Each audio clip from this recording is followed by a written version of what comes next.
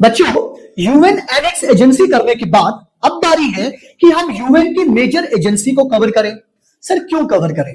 Cover इसलिए करना है क्योंकि ये जो यूएन का चैप्टर है जिसमें इसके organ and it's agencies cover होते हैं, यह हिस्ट्री में 10 मार्क्स का आता है। और अगर हमें बोर्ड में अच्छा परसेंटेज बनाना है तो हमें हिस्ट्री के चैप्टर्स को अच्छे से पढ़ना ही होगा, क्योंकि मैथ्स एंड साइंस सबके लिए डिफिकल्ट है। तो एक आसान रास्ता है, शॉर्टकट है कि हम इस चैप्टर पे मेहनत करके हम अपने परसेंटेज को सिक्योर करें और अच्छा परसेंटेज गेन करें, क्योंकि टॉप 5 में हिस्ट्री हमारी इंक्लूड हो जाए। तो आइए अपने UN and its major agencies को कवर करते हैं। और यूएन की पहली मेजर एजेंसीज बात करेंगे, वर्ल्ड हेल्थ ऑर्गेनाइजेशन।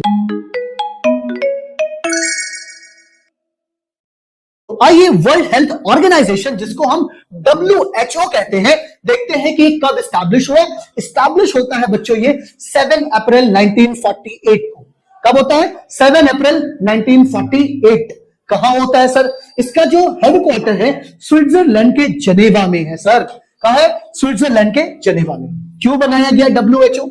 WHO का एक मोस्ट इंपॉर्टेंट फंक्शन है, वर्ल्ड लेवल पे जो भी हेल्थ रिलेटेड प्रॉब्लम है, कोई डिजीज आए, तो उस पे यूएन की टॉप बॉडी है। ये क्या है?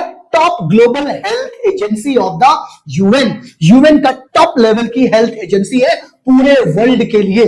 क्योंकि आपने देखा कोविड के टाइम WHO कितना ज्यादा एक्टिव था, ठीक है, प्रेस कॉन्फ्रेंस, ब्रीफिंग और किस तरह से गाइडलाइन देता था। तो दुनिया ने देखा कि WHO का रोल कितना इंपॉर्टेंट है जब कोई पर्टिकुलर हेल्थ प्रॉब्लम या कोई इश्यूज आ जाए।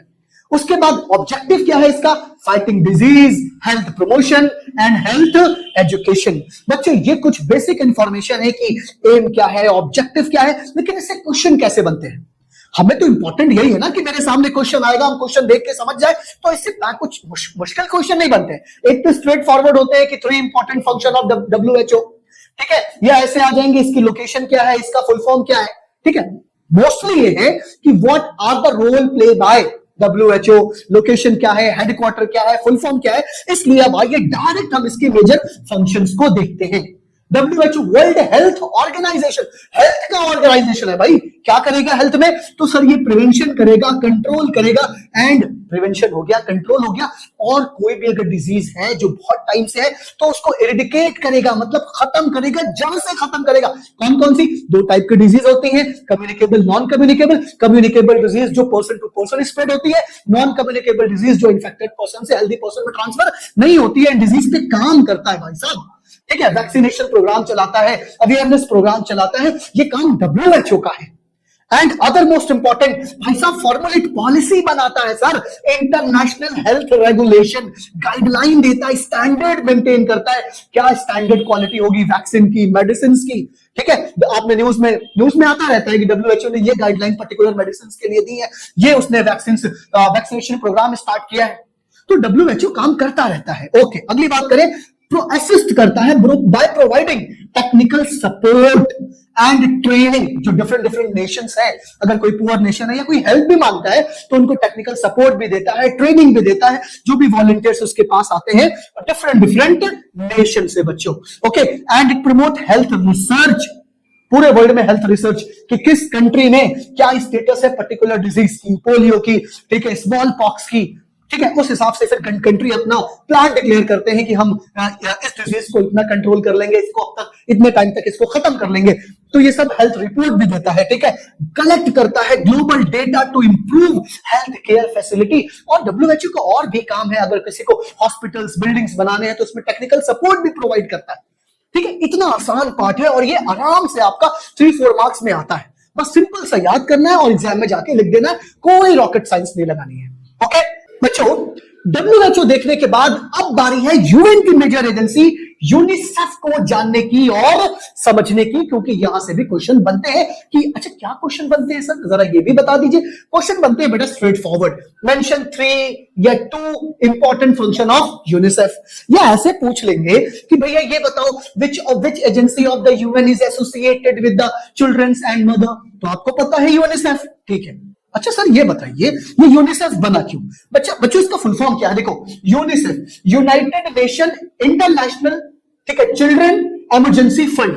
मतलब ये जो बॉडी है, ये जो एजेंसी है, इसको इमरजेंसी में स्टैब्लिश किया गया था एक फंड की तरह। क्यों? क्योंकि सेकेंड वर्ल्ड वॉर में यूरोपियन कंट्रीज की कंडीशन बहुत खराब हो गई थी भाई। वॉर में पार्टिसिपेट किया था तो प्रॉपर्टी का loss, life, millions of life की डेथ, तो एक तरीके से डिजीज का स्प्रेड होना, कंडीशन, इकोनॉमिक कंडीशन खराब होना, तो वर्ल्ड ने एक स्टेप लिया कि भाई साहब कि ये जो कंट्रीज है, इसमें जो मदर है या जो इन्फेंट है या जो चिल्ड्रंस है, उन्हें प्रोटेक्ट करना बहुत जरूरी है। इसके लिए एक तुरंत फंड बनाओ और उनको रिलीफ प्रोवाइड कराओ। इसलिए इसका जो बच्चों एम है वो क्या है? Deliver relief. किसको भाई? चिल्ड्रन को और मदर को। स्टैब्लिश कब किया गया? 1946 में। बट सर 1953 में इसका फुल फॉर्म जो है वो चेंज हुआ, बना United nation children fund. United nation, all world के नेशन यूनाइट है और इसका जो फंड है वो चिल्ड्रंस के लिए है, उनकी मदर के लिए है, ताकि उनको एक क्वालिटी ऑफ लाइफ प्रोवाइड किया जा सके। इसीलिए बच्चों मैंने आपके लिए ऑब्जेक्टिव तैयार कर रखा है, care for mother and infant and improve the children's quality of life. समझ में आ गया? आगे बढ़े बच्चों, पढ़ लो, बोर्ड बहुत करीब है। अब मेरी वीडियो फ्रीक्वेंट डेली बेसिस पे अपलोड होगी ताकि आपकी एग्जाम की प्रिपरेशन में आपको हेल्प कर सके। ठीक है, आइए आगे बढ़ते हैं। सर फंड कहां से आता है यूनिसेफ पे? ये तो बता दीजिए मास्टर जी, फंड कहां से आता है? Voluntary contribution. कौन करता है भाई? जो भी यूनाइटेड नेशन के मेंबर कंट्रीज हैं, और अगर कोई ऑर्गेनाइजेशन है उसे लगता है कि नहीं भाई मुझे भी करना चाहिए, तो आप भी कर दीजिए। तो वॉलंटरी कॉन्ट्रीब्यूशन गवर्नमेंट और कहां से आता है? ऑर्गेनाइजेशन से आता है। ये फंड खत्म कहां होता है? खर्चा कहां किया जाता है? एक्सपेंस कहां किया जाता है? इनका यूज कहां होता है? आइए देखते हैं बच्चों, स्टार्ट करते हैं। क्या? UNICEF work, protecting children. भाई कैसे प्रोटेक्ट करेगा? सबसे बड़ी प्रॉब्लम है मॉल न्यूट्रिशन से बचाना। उससे बड़ी प्रॉब्लम है उनको जो भी डिजीज है, communicable disease, non communicable disease, जो भी प्रिवेंटेबल डिजीज है, उससे बचाना। तो यही काम होता है कि उनको प्रोटेक्टिव फूड दो। ठीक है, जो भी उनके मिल्क है या जो भी सप्लीमेंट्स है वो उनको प्रोवाइड करो, ताकि वो अपने लाइफ को, बेसिक लाइफ जो है उनकी, वो आगे ग्रोथ कर सके। ठीक है, वो डिसेबिलिटी या कोई प्रॉब्लम इनको ना फेस हो, या कोई डिजीज ना लगे। जैसे पोलियो पिलाई जाती है, ठीक है, पोलियो का ड्रॉप पिलाया जाता है, फिर वो टाइफाइड की ड्रॉप जो पिलाई जाती है, वैक्सीनेशन प्रोग्राम के जरिए बच्चों को पिलाया जाता है। वो यूनिसेफ ऑर्गेनाइज करता है, वर्ल्ड लेवल पे ऑर्गेनाइज करता है, उसमें उसका कंट्रीब्यूशन होता है, गवर्नमेंट भी मिलती है और यूनिसेफ भी मिलती है, और साथ में ये वैक्सीनाइजेशन प्रोग्राम चलाए जाते हैं। अच्छा सर, उसके बाद providing fund for training of the health and sanitation worker, teacher, nutrition जो भी है, उनको ट्रेनिंग दी जाती है। कहां से भाई? कोई भी मेंबर कंट्री जाता है, कहता है भाई साहब मुझे ट्रेनिंग चाहिए, वो यूएन कहता है, यूनिसेफ कहता है आइए मैं तो इसीलिए हूं आपको ट्रेनिंग प्रोवाइड करें, क्योंकि कहीं अगर इमरजेंसी पड़े तो उसके वॉलंटियर्स तैयार हो, तो ट्रेनिंग भी देता है। And sir, helping mother during pregnancy, supporting child education by providing textbook and learning material. क्यों भाई? अवेयरनेस आ सके, लोगों को पता हो सके कि किस तरीके से हम इन बेसिक रूल्स को फॉलो करके ये जो भी प्रिवेंटेबल डिजीज है उससे बच सकते हैं, मॉल न्यूट्रिशन से कैसे हम बच सकते हैं। ठीक है, ये सारे कुछ इसके इंपॉर्टेंट फंक्शन है। और अभी भी कहीं पे अगर डिजास्टर आ जाए, एपिडेमिक्स की कंडीशन हो जाए, तो यूनिसेफ आगे आता है, टेक्निकल सपोर्ट, जो भी सपोर्ट हो सकता है वो प्रोवाइड करता है। ठीक है बच्चों, तो ये यूनिसेफ का इंपॉर्टेंट फंक्शन है जिसे आपको जानना ही है। बच्चों WHO और यूनिसेफ देखने के बाद अब बारी है कि हम यूनेस्को को भी पढ़ें और जाने, जिससे हमारे एग्जाम में मार्क्स सिक्योर हो सके।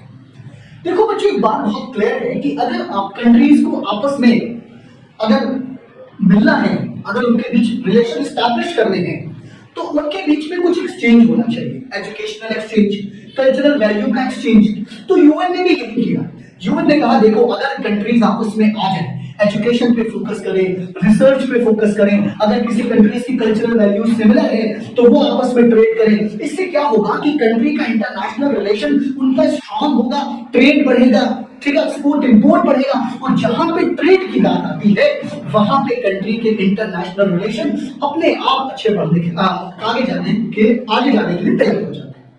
ठीक है, ये कुछ इंपॉर्टेंट बात थी कि हमें पूरे वर्ल्ड में अगर कंट्रीज को आपस में जोड़ना है, उनको एक दूसरे पे डिपेंड करना है, तो उनके बीच में कुछ ना कुछ होना चाहिए, या ट्रेड का रिलेशन होना चाहिए, या एजुकेशनल का कुछ ना कुछ आदान प्रदान होना चाहिए। ठीक है सर, आगे बढ़ते क्या है सर? इसके लिए बनाया गया बेटा 4 नवंबर 1946 में यूनेस्को। इसका कहां हेडक्वार्टर का है? पेरिस में, आपको पता है, फ्रांस। उसके बाद ऑब्जेक्टिव क्या है? प्रमोट पीस किससे भी? इंटरनेशनल कॉर्पोरेशन और एजुकेशन पे फोकस करके, साइंटिफिक टेम्परामेंट पे फोकस करके, कल्चरल वैल्यूज पे फोकस करके। इसलिए हम जो इस चैप्टर में पढ़ेंगे, आपके एग्जाम में जो क्वेश्चन आएंगे वो पता क्या आएंगे, वो आएंगे ये कि भाई साहब ये बताओ major function of UNESCO in the field of education, major function of UNESCO in the field of scientific temperament, ठीक है, major function of UNESCO in cultural preservation, इन इस टाइप से क्वेश्चन बनते हैं। तो आइए अगर हम बात करें तो एजुकेशन के इनके फंक्शंस को देख लेते हैं। तो पहला एजुकेशन तो यूनेस्को क्या करेगा भाई, क्या प्रमोट करेगा, इलिटरेसी। अरे भाई साहब इलिटरेसी नहीं, लिटरेसी प्रमोट करेगा।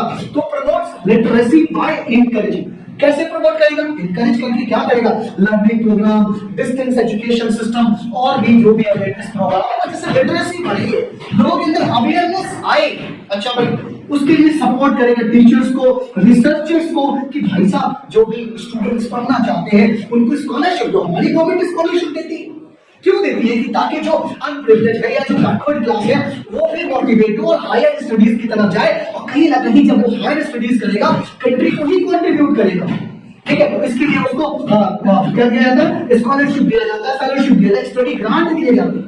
भाई साहब एनकरेज किया जाता है cultural reading, learning activities by organising book fair, cultural event organise किए जाते हैं। यूनेस्को इसमें पार्टिसिपेट करता है, इसमें कोलैबोरेट करता है, ठीक है, साथ में मिलकर ये काम होता है ताकि सोसाइटी में एक मैसेज जाए एजुकेशन को लेकर ताकि लोगों के अंदर एक अवेयरनेस आए कि एजुकेशन बहुत ज्यादा जरूरी है।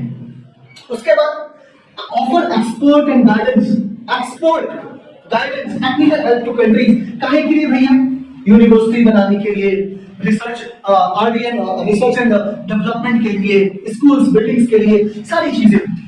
तो ये यूनेस्को का एक तरह से कंट्रीब्यूशन है इन द फील्ड ऑफ एजुकेशन बच्चे। इसी तरीके से आपके एग्जाम में आएगा यूनेस्को का क्या कंट्रीब्यूशन है इन the field of scientific temperament या साइंटिफिक रिसर्च। तो भाई सिंपल सा पहला पॉइंट बच्चे यही होता है, सपोर्ट फंडामेंटल साइंटिफिक रिसर्च या साइंटिफिक टेम्परामेंट डेवलप करना इन द कंट्री, उसके लिए फाइनेंशियल और टेक्निकल सपोर्ट प्रोवाइड करना। और सर एक और भी तो पॉइंट है, क्या जितने भी साइंटिस्ट कम्युनिटी है, इंटरनेशनल जो भी साइंटिस्ट कम्युनिटी है, इनका एक कॉन्फ्रेंस कराना, इनका सेमिनार कराना, ठीक है। जैसे हमारा जैसे बोल सकते हैं इसरो, तो बच्चे स्कूल के बच्चे जाते हैं इसरो के लैब, इसरो जाते हैं, वहां पे देखते हैं किस तरह से हमारे साइंटिस्ट दिन रात काम कर रहे हैं, क्यों, ताकि उनके अंदर भी वो टेम्परामेंट डेवलप हो, ठीक है। क्योंकि बच्चे तो बच्चे हैं ना, वो बिल्कुल ब्लैंक होते हैं, उन्हें जिधर डायरेक्शन दोगे वो उधर घूमते हुए चले जाएंगे, उनके अंदर इंटरेस्ट आएगा। इसलिए ये जो यूनेस्को है इसका काम है कि साइंटिफिक टेम्परामेंट डेवलप करना, एजुकेशनल प्रमोशन के लिए काम करना, ताकि नेशन के अंदर प्रोग्रेस आए, नेशन डेवलपमेंट की तरफ आगे जाए। बच्चों यूनेस्को का एजुकेशनल फंक्शन मतलब एजुकेशन में उसका क्या कंट्रीब्यूशन है, एंड साइंटिफिक टेम्परामेंट में या साइंटिफिक टेम्परामेंट को आगे बढ़ाने में उसका क्या कंट्रीब्यूशन है, उसको देखने के बाद अब बारी है कि हम देखें cultural interchange and preservation of the heritage में ये क्या करता है। सर ये प्रिजर्वेशन ऑफ हेरिटेज क्या है, हेरिटेज का बच्चों ये है कि मतलब अगर पास्ट के कुछ इंपॉर्टेंट डॉक्यूमेंट अवेलेबल है या कोई हिस्टोरिकल बिल्डिंग है उसको प्रिजर्व करके रखना, ठीक है। जैसे 7 वंडर्स हो गए और भी बहुत सारी नेचुरल, आर्टिफिशियल या मॉन्यूमेंट्स जो भी चीजें हैं उनको प्रिजर्व करना भी एक यूनेस्को की रिस्पॉन्सिबिलिटी है। तो ठीक है, क्या करता है यूनेस्को, हेल्प करता है कंट्रीज को, क्या हेल्प करता है, प्रोटेक्ट देयर कल्चरल हेरिटेज, की जो भी उनका कल्चरल हेरिटेज है, कहता है भाई साहब आप उसको प्रोटेक्ट करो, कोई आपकी लैंग्वेज है, कोई आपकी स्क्रिप्ट है, कोई आपका मैन्यूस्क्रिप्ट है, आप उसको प्रोटेक्ट करो, आप उसको रखो, ये आपका एक हिस्टोरिकल पास्ट है, ठीक है। दूसरा क्या करता है बेटा, सपोर्ट करता है cultural exchange among nation to promote mutual understanding and respect. अगर दो नेशन अगर मान लो जैसे इंडिया में जो बुद्धिज्म का ओरिजिन हो रहा है और जो भी बुद्धिस्ट रिलीजन है वो डायरेक्टली इंडिया में आते हैं, कुशीनगर घूमने जाते हैं, ठीक है, जहां पे महात्मा बुद्ध का जहां पे उन्होंने आखिरी टाइम स्पेंड किया था कुशीनगर में, ठीक है। तो ये इससे क्या होता है कि कहीं पे दो कंट्रीज आपस में इस जो कल्चरल प्रिजर्वेशन है इसकी वजह से रिलेशंस अच्छे होते हैं और लोग आते हैं, विजिट करते हैं। तो जैसे बुद्धिज्म को प्रमोट करता है यहाँ पे जो कुशीनगर है, जो भी बहुत इंपॉर्टेंट प्लेस है, ठीक है। तो इससे क्या होता है कि एक तरीके से टूरिज्म भी इंक्रीज होता है, कल्चरल वैल्यूज भी इंक्रीज होता है, इंटरनेशनल रिलेशन भी अच्छे होते हैं। उसके साथ क्या होता है बेटा, तीसरा पॉइंट क्या है, encourage translation, preservation of the rare manuscripts, उसके साथ साथ provide travel grants, assistant to writer and artist to help them share ideas. तो बच्चों ये कुछ इंपॉर्टेंट पॉइंट है जिसको आप किसके अंडर रख सकते हैं, cultural interchange and preservation of the heritage. This is also the function of UNESCO.